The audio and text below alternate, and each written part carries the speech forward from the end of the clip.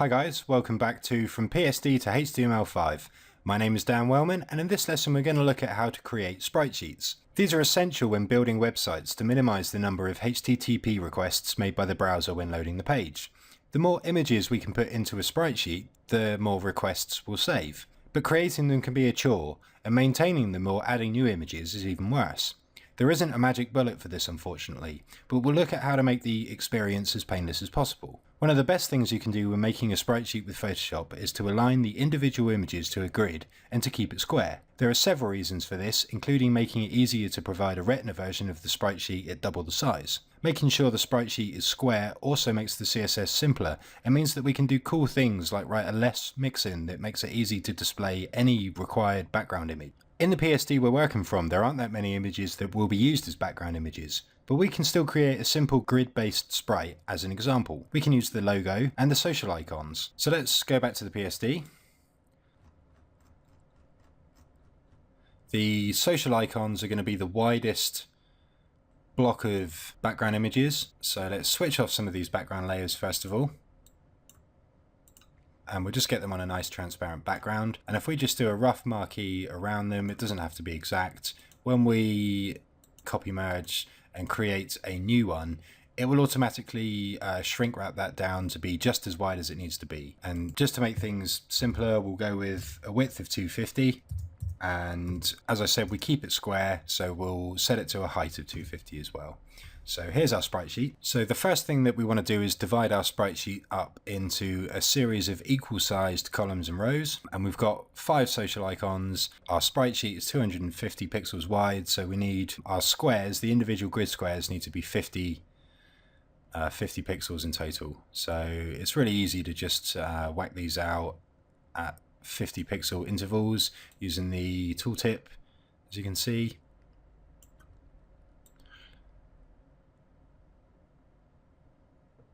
And then we just do the same for the rows as well, and these need to be 50 pix as well.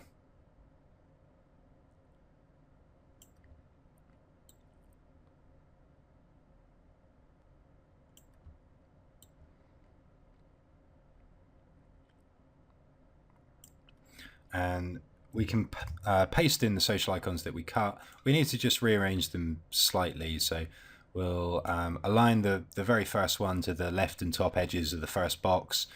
And then we can just align the next ones as well.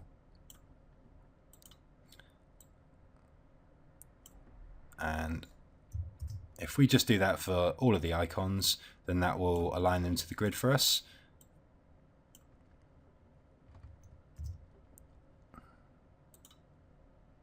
So just a couple more to go now.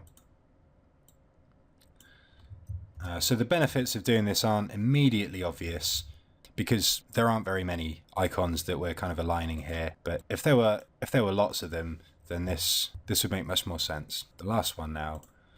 As you can see, when we select the individual ones, Photoshop will automatically cut them for us. So the next thing that we want to cut out is the logo.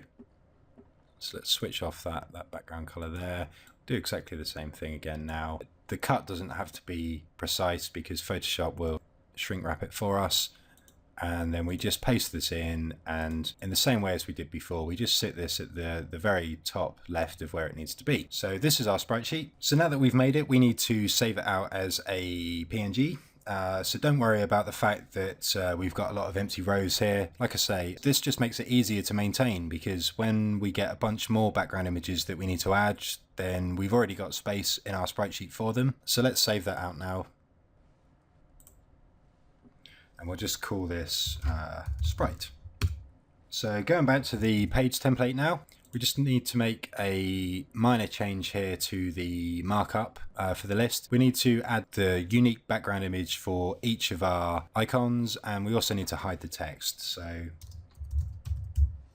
we'll use Bootstrap's hide text class again, and then we can just give each of them a custom class name, and we can copy that over and just update each of these as we go.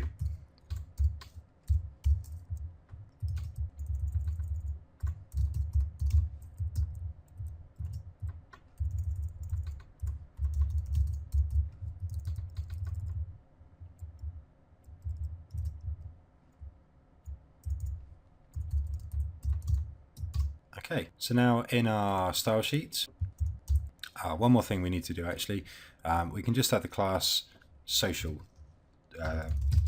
to this list as well. And then in the style sheet, we can use the social class. And first we'll set a general one for the links. So each one is in a 50 by 50 square, but that's not how big the actual icons are. So these actually need to be 40 by 40, it looks like. So we can make these display inline block, and then we can give them the required dimensions. And what was it, 40 pics I said? Yeah.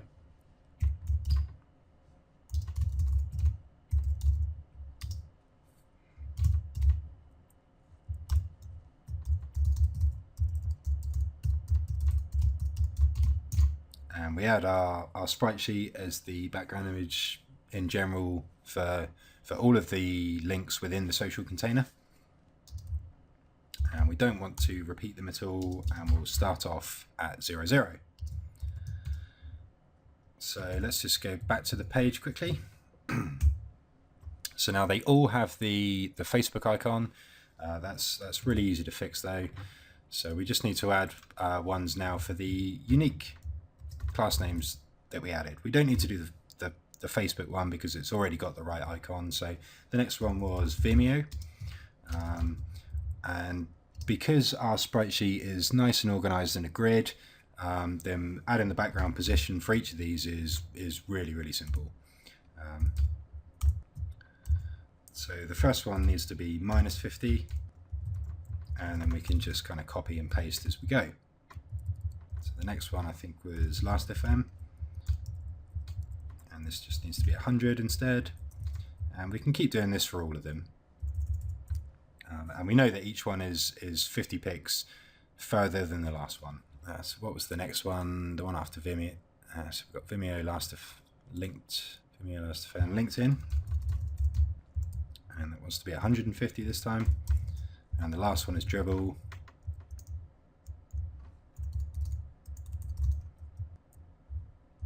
And that wants to be 200.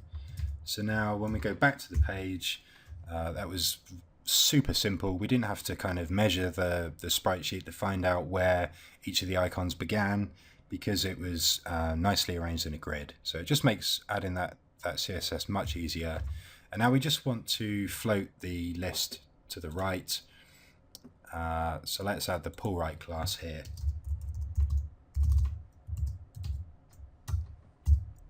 Awesome. And we can do the same for the logo as well. Obviously we cut that out earlier on in the series, but we may as well update that now.